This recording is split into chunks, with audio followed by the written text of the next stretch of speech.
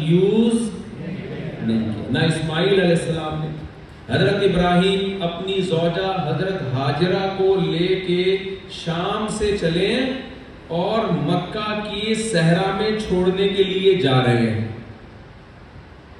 حضرت ہاجرہ بار بار پوچھ رہی ہیں مجھے اس ریگستان میں، یہ تو مکہ اب آباد ہو گیا، پہلے تھوڑی تھا، کبھی آپ جہاز سے سفر کرو ریگستان کے علاوہ کچھ بھی نہیں ہے،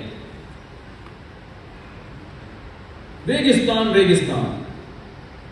تو حضرت ہاجرہ بار بار پوچھ رہی تھی اپنے شوہر سے مجھے کیوں لے کے جا رہے ہو؟ جب حضرت ابراہیم لے کر گئے ہیں نا تو حضرت ہاجرہ بار بار پوچھ رہی ہیں مجھے اور میرے دودھ پیتے بچے کو وہاں کیوں لے کے جا رہے ہو صحرا میں؟ یہاں کیوں پوچھ رہی ہیں کہ کیوں؟ سوال پیدا ہوتا ہے کیوں پوچھ رہی ہیں؟ اس لیے کہ وہ یہ سمجھ رہی ہے کہ میرے شوہر کا حکم ہے۔ سمجھ میں آ رہی ہے بات؟ جب شوہر کا آرڈر ہو عورت کو کیوں پوچھنے کا حق ہے۔ بیوی کوئی بات آپ سے کہے آپ کو کیوں پوچھنے کا حق ہے۔ بیگم کہے مجھے 1 کروڑ کی ساڑی چاہیے، آپ پوچھتے ہیں کیوں؟ پوچھتے کہ نہیں پوچھتے؟ بیگم کہے 1 درجن انڈے لیتے ہوئے آؤ، آپ پوچھتے ہیں نا کیوں؟ ابھی کل تو لایا تھا 2 درجن، وہ کہاں گئے؟ سالے کھا گئے سارے ہیں؟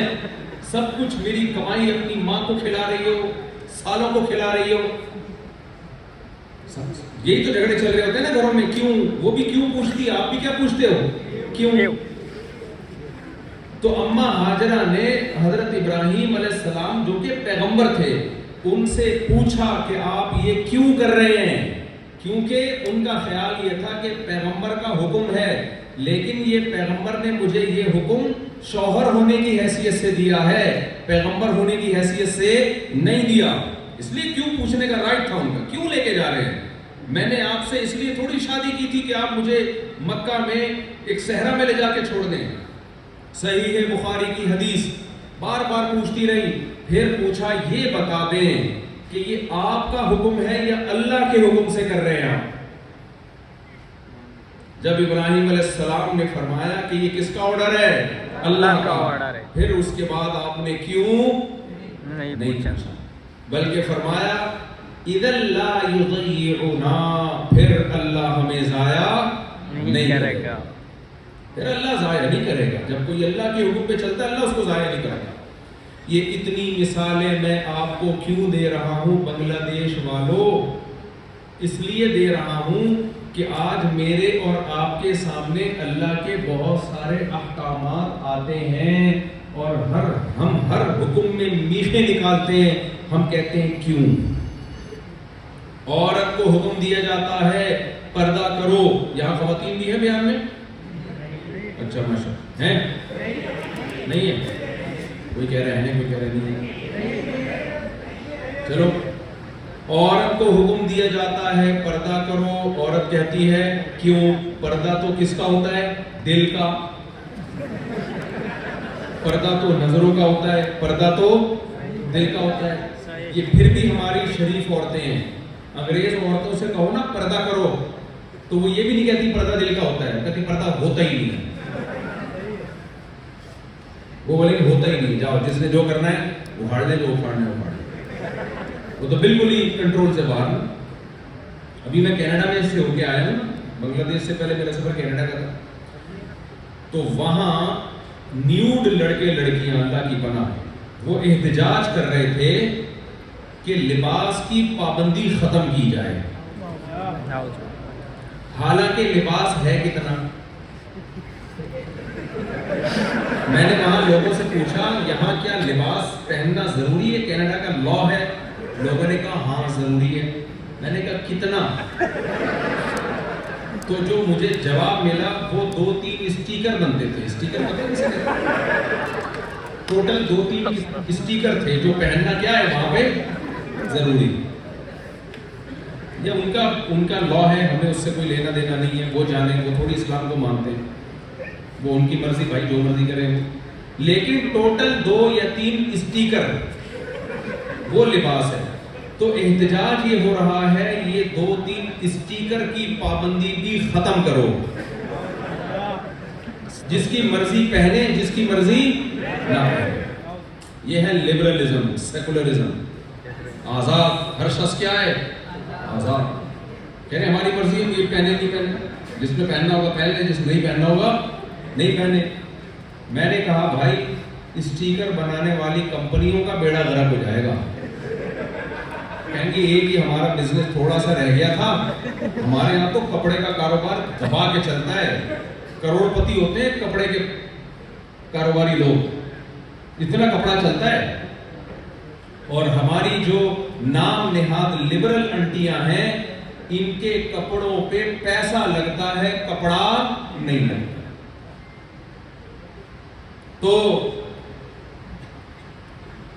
تو ہماری جب خواتین کو کہا جاتا ہے بھائی پردہ کرو، تو کیا کہتی ہیں؟ پردہ کہاں ہوتا ہے؟ دل میں. عورت کو کہا جاتا ہے اللہ تعالیٰ نے، دیکھو ہم قرآن کو مانتے ہیں، ہم غیر مسلم نہیں ہیں، اسلام مادی ترقی سے آپ کو نہیں روکتا، آپ مادی ترقی کرو لیکن اپنی تہذیب کو، اپنے کلچر کو مت چھوڑو. ہم انگریزوں سے تہذیب کے ساتھ، ان کی جو ٹیکنالوجی ہے اس کے ساتھ ساتھ ان کی تہذیب کو بھی لے رہے ہیں. تہذیب الگ چیز ہے، ٹیکنالوجی الگ چیز ہے، دونوں کو آپس میں مکس مت کرو. داڑھی رکھ کے بھی آدمی چاند پہ جا سکتا ہے، پردہ کر کے بھی عورت اچھی تعلیم حاصل کر سکتی ہے. مسلم سائنٹسٹ جو ماضی میں گزرے سب کی بڑی بڑی داڑیاں تھیں، جو انہوں نے اتنی تحقیقاتی کام کیے. تو ہمارے جو نوجوان ہیں وہاں سے یہ سب کچھ لے رہے ہیں. خیر، تو عورت کو اسلام نے حکم دیا کہ there are two types of رشتے دار، آدھی انگلش آدھی اردو. رشتے داروں کی کتنی قسمیں ہیں؟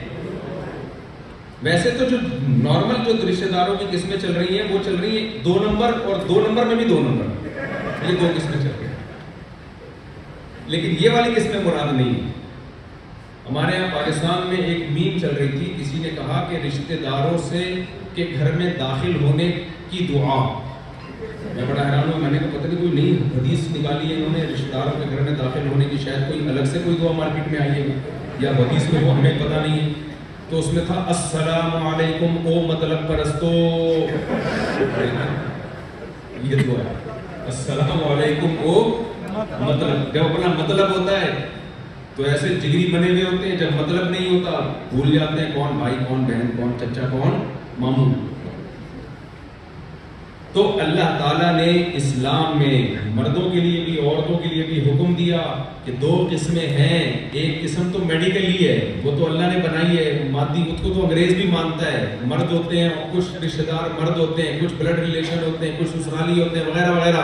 لیکن ایک تقسیم جو صرف مذہب کی تقسیم ہے وہ ہے محرم اور نامحرم عورت کے لیے.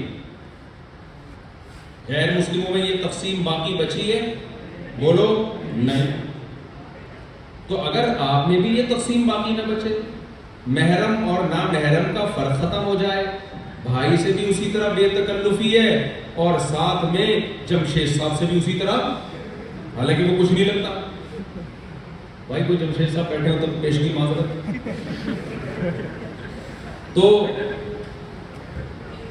عورت کو حکم دیا یہ تمہارا شوہر ہے، تمہاری زینت اس کے لیے، شوہر کا بھائی تمہارا نامحرم ہے، تمہاری زینت اس کے لیے نہیں، اس کے سامنے چھمک چھلو بن کے نہیں آ سکتے. آج کیا ہو رہا ہے گھروں میں؟ شوہر کے سامنے تو چھمک چھلو بن نہیں رہی ہے، اور باقی ساری دنیا کے سامنے. اور مرد کی بھی ٹھڑک دیکھو، بیوی سے بات کرنے کا آدمی کے پاس ٹائم نہیں. سالی آ جائے ملاقات کے سلسلے میں، سالی آ جائے، اور بار بار میں بات کہتا ہوں بشرطے کہ وہ سالی خشک سالی نہ ہو. خشک سالی کا خشک سالی کہتے ہیں قحط کو. قحط پتہ ہے نا، جب بارش بند ہوتی ہے نا قحط پڑتا ہے تو سب ہڈیوں کا ڈھانچہ نکلا. خشک سالی کا شکار نہ ہو وہ سالی. خشک سالی کا شکار ہے پھر تو اس کو کوئی لفٹ نہیں کرائے. کتنے واقعات آ رہے ہیں گھروں کے بے پردگی کی وجہ سے، دیور سے پردہ شریعت نے فرض قرار دیا ہے۔ ہمارے حضرت مفتی رشید احمد صاحب رحمہ اللہ تعالیٰ فرمایا کرتے تھے، آج کل خواتین کا حال یہ ہے کہ دیور گلے کا زیور نہیں بھائی، غیر مسلموں کے ہاں ہے۔ غیر مسلم کو جب بولو عورت کو کہ تم اپنے شوہر کے علاوہ باقیوں سے پردہ کرو تو وہ ہمیں طعنہ دیتے ہیں۔ یہ تنگیاں اسلام میں ہیں، ہم براڈ مائنڈڈ لوگ ہیں۔ او بھائی تم براڈ مائنڈڈ ہوتے ہوتے اپنے خاندانوں کا حشر تو دیکھو، تمہارا ہوا کیا ہے؟ تمہارا انجام تو وہی ہے جو مغربی دنیا کا انجام ہے، وہی انجام ہے۔ فیملی سسٹم کی ایسی کی تیسی، ختم، برباد، تباہ ہو گئے۔ اینڈنگ پوائنٹ اس کا یہی ہے، بے پردگی کا انجام یہی ہے۔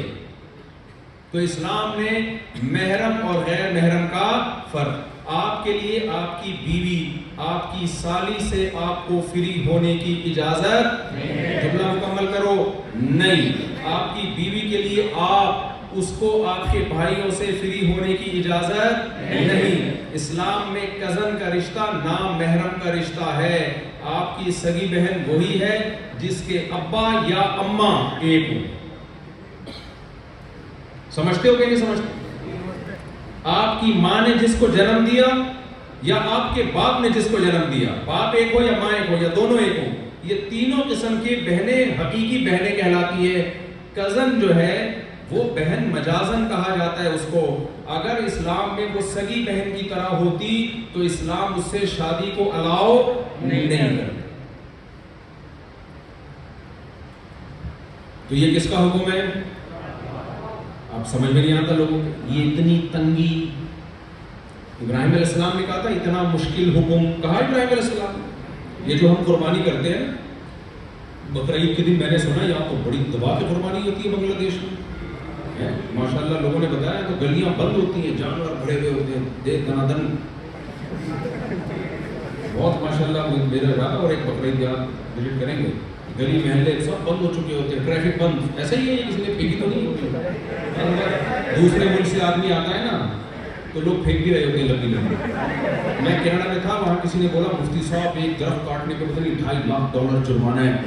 میں نے بلاگ میں بتایا کہ لوگ کہہ رہے ہیں ایک درخت کاٹنے پر $2.5 لاکھ جرمانہ۔ بعد میں کسی نے بولا بھائی کسی نے بہت لمبی پھینک دی ہے، اتنا جرمانہ ہے مگر $2.5 لاکھ بہت ہوتے ہیں، اتنا تو بندے مارنے پر دیت نہیں ہوتی۔ تو نیا آدمی آتا ہے اس کو تو لوگ بیوقوف بنا رہے ہوتے ہیں، کوئی کیا کہہ رہا ہوتا ہے، کوئی کیا کہہ رہا ہوتا ہے، لیکن خیر سنا ہے بہت قربانی ہوتی ہے۔ اب مجھے ایک بات بتاؤ، سیکولر لبرل لوگ کتنا اعتراض کرتے ہیں، بھائی جانور ذبح کرتے ہو، لاکھوں کروڑوں اربوں روپے کے جانور، گائے ذبح کر رہے ہو، بکرا ذبح کر رہے ہو، دمبا ذبح کر رہے ہو، یہ پیسے کسی غریب کو کیوں نہیں دے دیتے؟ کہتے ہیں کہ نہیں کہتے؟ اور غریب سے ان کی مراد ہوتے ہیں خود، مجھے کیوں نہیں دے دیتے؟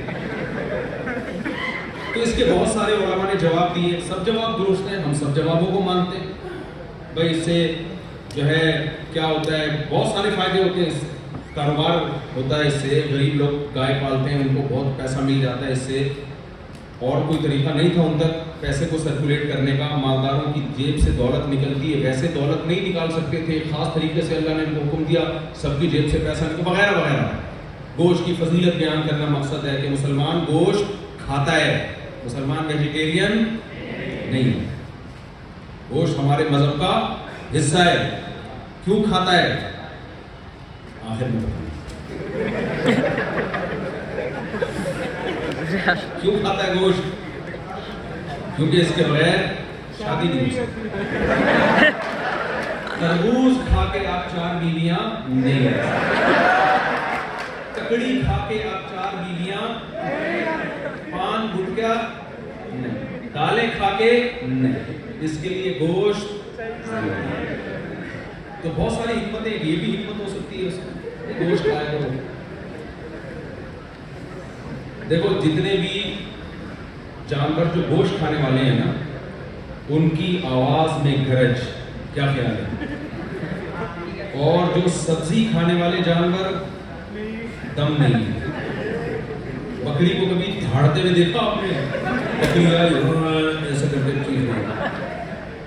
جنگل میں جاؤ شیر کو دیکھ کے آدمی کی کانپنے لگتا ہے آدمی. خیر تو بہت ساری حکمتیں قربانی کی. بھئی گوشت کھاؤ اس بہانے تم, عقیقے میں بھی قربانی, بقرعید میں بھی قربانی, ولیمے میں بھی حکم دیا اول بلو بشاتن, بکری ذبح کرو. پھر حج پہ بھی قربانی, گوشت ہے. تو بہت ساری حکمتیں. ایک حکمت, سب حکمتیں صحیح ہیں, لیکن سب سے بڑی حکمت کیا ہے؟ سب سے بڑی حکمت یہ ہے, اللہ نے کہا جانور کاٹو. ہم اب اللہ سے نہیں کہیں گے کیوں. صحابہ نے نبی سے پوچھا یا رسول اللہ اس میں حکمت کیا ہے؟ نبی نے فرمایا سنت ابیکم ابراہیم, یہ تمہارے باپ ابراہیم کی سنت. کیا مطلب؟ ابراہیم کو حکم دیا بیٹا کاٹو, ابراہیم نے کیوں نہیں پوچھا. تو ان کی سنت میں اگر گائے کاٹنی پڑے تو غیر مسلم پوچھے گا, مسلم اس پہ کیوں کا سوال نہیں اٹھائے گا. مسلم تھوڑی, ہمیں تو اللہ نے حکم دیا کاٹو, کاٹ دیں گے. اور جو نہیں کاٹتے وہ جانوروں پہ ظلم کرتے ہیں. بڑھاپا کیسا گزرتا ہے ان جانوروں کا, حقیقت ہے. جا کے دیکھو ان ملکوں میں جہاں جانور نہیں کاٹے جاتے ان جانوروں کی حالت خراب ہو جاتی ہے. بہتر تھا کسی انسان کے کام آ جاتے. تو جیسے اللہ نے ہمیں بھائی قربانی کا حکم دیا, عورت کو اللہ نے پردے کا حکم دیا. عورت پردے میں کیوں نہیں پوچھ سکتی. مرد اپنی بیوی سے فری ہو سکتا ہے, اپنی سالی اور بھابھی سے فری نہیں ہو سکتا. ریزرو رہنا پڑے گا آپ کو, کیونکہ یہ نامحرم ہے. سمجھتے ہو کہ نہیں سمجھتے ہو؟ اور چلتے ہیں ہم آگے. اللہ نے مرد کو داڑھی رکھنے کا حکم دیا. ہمیں اللہ کے سامنے کیوں کرنے کی اجازت نہیں ہے. سید الانبیاء محمد صلی اللہ علیہ وسلم نے فرمایا خالف الیہود والنصارى اعفوا اللحى وقصوا الشوارب. داڑیاں بڑھاؤ, مونچھیں گھٹاؤ. بعض لوگ الٹا کر رہے ہیں, داڑھی کٹا رہے ہیں اور مونچھیں اتنی بڑی کہ اس سے بالٹیاں اٹھا رہے ہیں. میں نے دیکھا ہے ٹی وی میں, آپ دیکھو یوٹیوب پہ ویڈیوز. او بھائی یہ کون سی انسانیت ہے یار, کیا کر رہے ہو؟ انسان کے چہرے کو اللہ نے مزین کیا ہے. تو مرد کی زینت داڑھی بڑھانے میں ہے اور مونچھیں گھٹانے میں ہے. تو ہمیں اس پہ کیوں کا آپشن نہیں ہے, بولو نہیں ہے. اللہ نے ہمیں حکم دیا. وقت ختم ہو رہا ہے, میں بات کو جلدی سے سمیٹتا ہوں. میں اللہ نے ہمیں حکم دیا لا تقربوا الزنا, زنا کے قریب بھی مت پھٹکو. اللہ یہ بھی تو کہہ سکتے تھے زنا مت کرو. اللہ نے کیا کہا؟ زنا کے قریب مت جاؤ. قریب کا مطلب کیا ہے؟ وہ کام مت کرو جو تم سے بالآخر زنا کروا دے. وہ کام کیا ہے؟ غیر عورتوں میں دلچسپی لینا. جتنے آپ نے اپنے موبائل میں غفار جمشید ستار کے نام سے لڑکیوں کے نمبر سیو کیے ہوئے ہیں, اللہ کا حکم سمجھ کے سب کو اڑا دے. کوئی پتھر سے نہ مارے میرے دیوانے کو, بم کا زمانہ ہے, اڑا دو سالے. سب کے نمبروں کو اڑا دو. تو اللہ نے آپ کے لیے ایک لمٹ, اس کو کراس کرنے کی اجازت نہیں ہے. وہ لمٹ کیا ہے؟ نکاح. مسلمان عورت سے ریلیشن وداؤٹ میرج کا تصور بھی نہیں کر سکتا, حرام ہے. اتنا بڑا جرم ہے کہ کنوارا اگر زنا کرے تو اسلام کہتا ہے حکومت سے, آپ خود نہ کریں یہ کام, کہ چوک پہ کھڑا کر کے 100 کوڑے مارو اس کو. اور اگر شادی شدہ مرد یہ کام کرے تو اسلام حکومت کو بولتا ہے کہ زمین میں اس کو گاڑ کے پتھروں سے مار کے ہلاک کر دو اس کو. اتنا بڑا جرم ہے. غیر مسلم اس جرم کو جرم سمجھتے ہیں؟ نہیں. یہ بھی فرق ہے مسلم میں اور غیر مسلم میں. مسلمان چوری نہیں کرتا. آپ کہہ سکتے ہو غیر مسلم بھی نہیں کرتے, اس کو برا سمجھتے ہیں. لیکن اسلام میں چوری اتنی بری نہیں جتنی غیر مسلم سمجھتے ہیں, بلکہ اس سے کئی گنا زیادہ بری ہے. غیر مسلم چوری کرے گا, چند مہینے کی جیل ہوگی. اسلام میں کہتا ہے کہ مسلم اگر چوری کرتا ہے حکومت پر لازم ہے کہ اس کا ہاتھ کاٹ دے. تو چوری غیر مسلموں کی نظر میں بڑا جرم ہوا یا اسلام کی نظر میں؟ تھوڑا جرم نہیں, بہت بڑا جرم ہے اسلام کی نظر. اس سے حد جاری ہوتی ہے. اسی طرح میرے بھائی ایک فرق مسلم اور غیر مسلم میں یہ بھی ہے کہ آج کل غیر مسلموں میں ابا اور اماں کو اولڈ ہاؤس میں رکھنے کا رواج بڑھتا چلا جا رہا ہے. میں نہیں کہہ رہا 100% غیر مسلم ایسا کرتے ہیں، لیکن یہ رواج اور آج سے 20-30 سال کے بعد سب میں ہو جائے گا. یہ ہم نے دیکھا یہ جو سکھ لوگ ہوتے ہیں نا، ان کا بھی فیملی سسٹم کسی حد تک مضبوط ہوتا ہے، بوڑھے ماں باپ کی قدر کرتے ہیں. لیکن میں کینیڈا میں دیکھ کے آیا ہوں، ان کی جو ینگ جنریشن ہے وہ ان روایات سے آہستہ آہستہ پیچھے ہٹ رہی ہے، کیونکہ وہ بھی انگریزوں کے کلچر سے، وہ انگریزوں کو دیکھتے ہیں کہ گورا تو اپنے بوڑھے باپ اور ماں کو نہیں پالتا، تو ہم کیوں پالیں؟ مسلمان یہ حرکت کبھی بھی بولو نہیں کر سکتے. ہم پہ لازم ہے. دیکھو جب تک آپ چھوٹے تھے آپ کی ماں اور باپ پہ لازم تھا کہ آپ کو پالیں. جب آپ بڑے ہو گئے تو آپ پہ لازم ہے کہ اب آپ اپنی ماں اور اپنے باپ کو پالیں. یہ کس کا حکم ہے؟ گورنمنٹ آف پاکستان یا گورنمنٹ آف بنگلہ دیش یا امریکہ کا حکم ہے؟ یہ کس کا حکم ہے؟ اللہ کا. یہ یونائٹڈ نیشن کا حکم نہیں ہے، یہ کس کا حکم ہے؟ اللہ کا. اگر گورنمنٹ کا حکم ہوتا تو ہم گورنمنٹ سے احتجاج بھی کر سکتے تھے، پوچھ بھی سکتے تھے کہ بھائی اس کی ریزن کیا ہے، لیکن اللہ کا آرڈر ہے، لہذا ہمارے پاس کیوں کا آپشن نہیں ہے. نبی نے فرمایا، روایت میں آتا ہے کہ اس شخص پہ اللہ کی لعنت جس کو بوڑھے ماں باپ بڑھاپے میں ملے اور اس اولاد نے ان کی خدمت کر کے جنت کو اپنے اوپر لازم نہیں کر دیا. تو ہمارے پاس ماں باپ کی خدمت سے پیچھے ہٹنے کا آپشن نہیں. خوشی خوشی کیا کرو، اللہ گناہ معاف کرے گا، اس سے خطائیں معاف کرے گا، درجات کو بلند کرے گا. حدیث میں آتا ہے، صحیح بخاری کی حدیث، جو شخص یہ چاہتا ہے نا اس کی عمر میں برکت ہو، وہ رشتے جوڑے، اور رشتوں میں سب سے پہلا رشتہ کون سا ہے؟ ماں اور باپ. ہم نے اکثر دنیا میں دیکھا ہے جنہوں نے اپنے ماں باپ کی خدمت کی، آخرت تو بعد میں اللہ ان کو دنیا میں بھی بہت نوازتا ہے. تو یہ چند گناہ میرے بھائی یہ چھوڑنے پڑیں گے آپ کو. اسی طرح غیر مسلم اکثر شرک کرتے ہیں. اکثر کیا کرتے ہیں؟ شرک. مسلمان توحید پرست ہوتا ہے. مسلمان کیا ہوتا ہے؟ دیکھو مسلمانوں میں شرک بت پرستی والی نہیں ہے، لیکن شرک کیا صرف بت پرستی کو بولتے ہیں؟ آپ ایک پتھر کے سامنے سجدہ کرتے ہو اور یہ سمجھتے ہو کہ یہ میری مراد پوری کرے گا، یہ بھی اللہ کے ساتھ شرک ہے. آپ اگر کسی بزرگ کی قبر پہ سجدہ کرتے ہو اور یہ سمجھتے ہو کہ یہ میرا کام بنا دیں گے، اس شرک میں اور پہلے شرک میں کوئی فرق نہیں آ رہی. میرا خیال ہے بات. دیکھو ہم اللہ سے کیا وعدہ کرتے ہیں، ایاک نعبد و ایاک نستعین. اے اللہ ہم صرف تجھ ہی سے مدد طلب کریں گے اور تجھ ہی تیری ہی عبادت کریں گے. یہ نہیں کہا کہ اللہ ہم تجھ سے مدد طلب کریں گے، صرف تجھ سے مدد طلب کریں گے، صرف. اس لیے یا اللہ مدد کے علاوہ کوئی نعرہ مارکیٹ میں، بنگلہ دیش کی مارکیٹ میں نہیں چلے گا. یا رسول اللہ مدد غلط، یا علی مدد غلط، یا غوث آدم مدد. چپ بیٹھے ہوئے وہ غصہ آ رہا ہے، دال میں کالا کالا ہے بھائی. صرف یا اللہ مدد. اور جس کو یہ بولو نا کہ صرف یا اللہ مدد یا رسول اللہ مدد نہیں چلے گا اور اس کو غصہ آئے، تو قرآن کی آیت پڑھ دیا کرو. وَإِذَا ذُكِرَ اللَّهُ وَحْدَهُ اشْمَأَزَّتْ قُلُوبُ الَّذِينَ لَا يُؤْمِنُونَ بِالْآخِرَةِ وَإِذَا ذُكِرَ الَّذِينَ مِن دُونِهِ إِذَا هُمْ يَسْتَبْشِرُونَ. اللہ کہتے ہیں مشرک کے سامنے صرف یا اللہ مدد کا نعرہ لگاؤ تو ان کے دل تنگ ہوتے چلے جاتے ہیں، غصہ آنا شروع ہو جاتا ہے ان کو. کیا وہابڑا کہاں سے آ گیا، دیوبندڑیا، وہابڑا، گستاخ، یہ تانے دینا شروع کر دیتے ہیں. وہابی کی سپرلیٹو ڈگری ہے وہابڑا. سمجھ رہے؟ سپرلیٹو ڈگری کیا ہے؟ وہابڑا.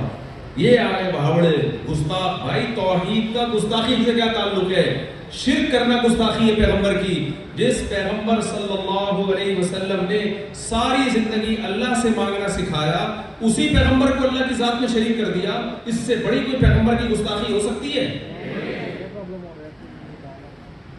تو اس لیے نعرہ کون سا چلے گا؟ صرف تو قرآن کہتا ہے کہ جب صرف یا اللہ کہا جاتا ہے تو مشرک کا دل تنگ ایسے ہوتا ہے جیسے کسی پہاڑی پہ چڑھ رہا ہو. لیکن جب اللہ کے علاوہ دوسروں کا تذکرہ شروع کر دیا جائے، اذا ہم یستبشرون، بلڈ سرکولیٹ کر رہا تھا نا، ایک دم نارمل کنڈیشن پہ آ گیا، بلکہ اور اچھی ہو جاتی ہے اس کی رفتار، ایک دم خوش، کولیسٹرول لیول ایک دم اوکے، بلڈ پریشر ایک دم نارمل. یہ کافر کی علامت ہے. مسلمان صرف یا اللہ مدد پہ خوش ہوتا ہے. سمجھ میں نہیں آ رہی میرا خیال ہے بات، تو جو بزرگ دنیا سے چلے گئے وہ ہمارے لیے قابل احترام ہیں. ہم نے ان کے لیے دعا کرنی ہے، ان کو ہم نے اپنے لیے نہیں پکارنا. اور آخری بات، توحید کے بعد اللہ نے ہمیں سب سے اہم ترین حکم کون سا دیا؟ نماز. اور نماز کتنے ٹائم فرض ہے؟ 5.